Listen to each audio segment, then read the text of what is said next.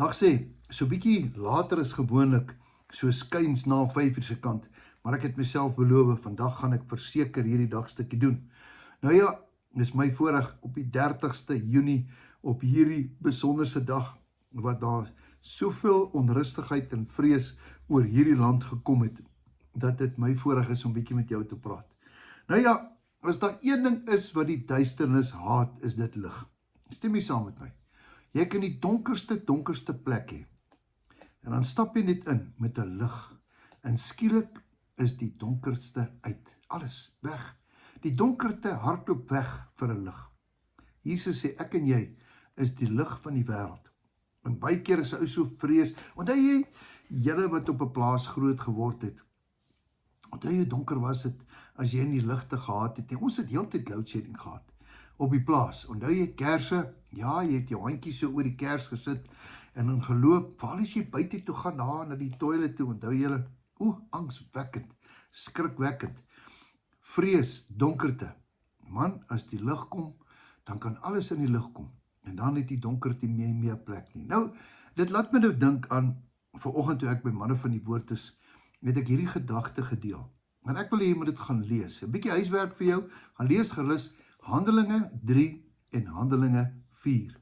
Pragtige storie. Een ou met die naam van Petrus, hy en Johannes, kom daar mos by die groot plek, die tempel aan.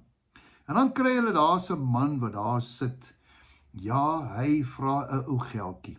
Asseblief meneer, gee net 'n ou geldjie. Daar het hy gesit, 30 jaar was hy verlam. Mense laai hom daar af.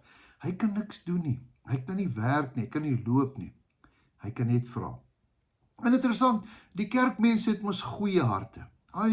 Goeie mense, hulle sal altyd my, en hulle is nie so sleg soos daai mense in die straat nie. Nee, hulle het om respek vir my.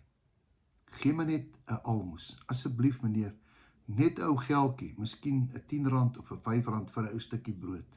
Goed genoeg vir my.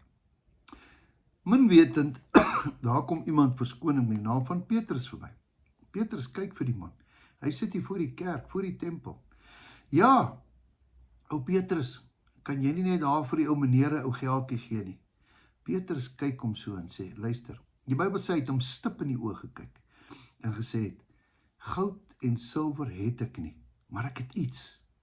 Ek het iets wat jou lewe gaan verander. Hoor mooi, ek het iets.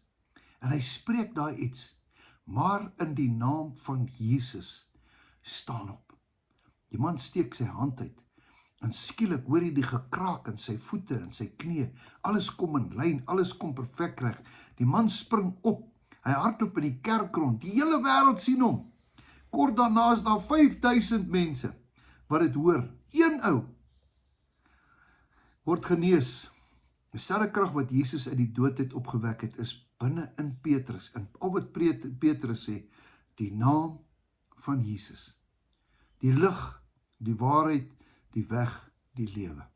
Ja, amazing. Gaan lees 'n bietjie verder, dan sê jy agterkom dat dit het so groot rep en roer en bohaai veroorsaak, dat selfs die mense, die owerstes, Kajafas, al die groot diknekke van die kerk, raak toe nou baie moeilik en sê, hey, jy kan nie hierdie goed hier kom doen nie. En watter naam, net so by the way, het jy nou hierdie wonderwerk gedoen? Petrus sê vir hulle, hey, dis die ene, die naam, wat julle mos op die kruis gesit het. Ja, julle het hom mos weggegooi. Dis julle wat gesê het, hy is mos die slegte een hier. En daai naam, hy het ons alle mag gegee. En in daai naam het ek gespreek. Nou ja, hulle kon niks doen nie, want hulle het hierdie man gesien. Hier is die getuienis. Wat kan julle nou sê? In daai naam is hy genees. Wow, pragtige storie, gaan lees dit. Jy gaan dit baie geniet. Nou, wat wil ek sê? Daai naam is nog steeds van toepassing vandag. En hy het ons die mag gegee. Julle kan dit in my naam doen. Alles wat julle in my naam doen, so sal dit wees. Die naam van Jesus Christus. Die naam bo alle name. Autoriteit. Jy het die autoriteit, jy het die krag, jy het die geleentheid. Wat ook al jy in sy naam sê. Wat ook al jy, ek dink is daar in Matteus 28 wat sê, wat ook al jy op aarde bind, so sal dit wees in die hemel. Wat ook jy op die hemel losmaak, so sal dit wees op die aarde. Ai tog, Die duiwel wil nie hê dat jy met daai naam gebruik nie. Want hy is so bang daar gaan wonderlike dinge gebeur. In die naam van Jesus, hoor hierdie gesprek. In die naam van Jesus, ek wil vandag my hand uitsteek na jou toe, soos wat Petrus gedoen het. En miskien is jy dalk verlam in 'n area in jou lewe. Miskien is dit finansies, miskien is dit depressie, miskien is dit moedeloos, miskien is dit siekte. Ek weet nie wat's fout of waarvoor nie.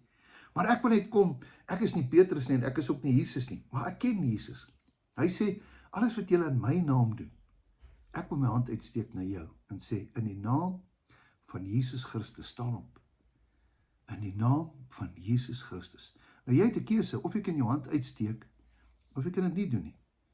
Daai man het sy hand uitgesteek. Hy word verander, 5000 mense.